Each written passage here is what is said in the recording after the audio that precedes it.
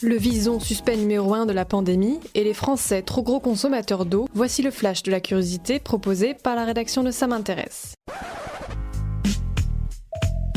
La différence entre l'homme des cavernes et nous, c'est le résultat de la science. Et ce n'est pas une opinion, c'est de la science. Notre monde n'est pas si moche.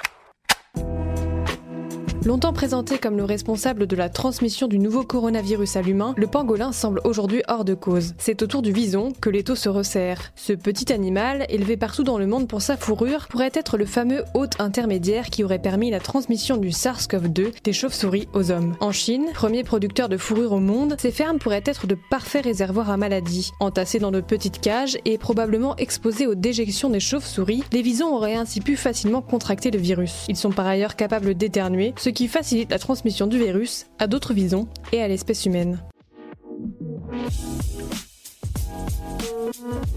Super, j'adore. Alors écoute-moi bien, je vais essayer d'être clair avec toi. Ouais, génial.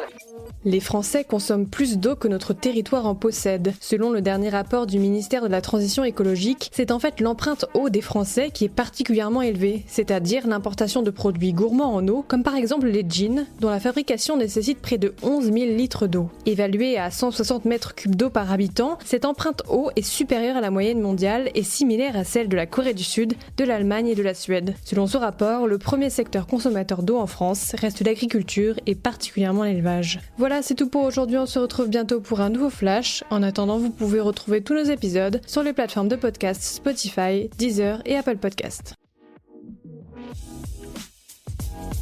Voilà. Il ne reste plus qu'à vous remercier de votre attention. Au revoir.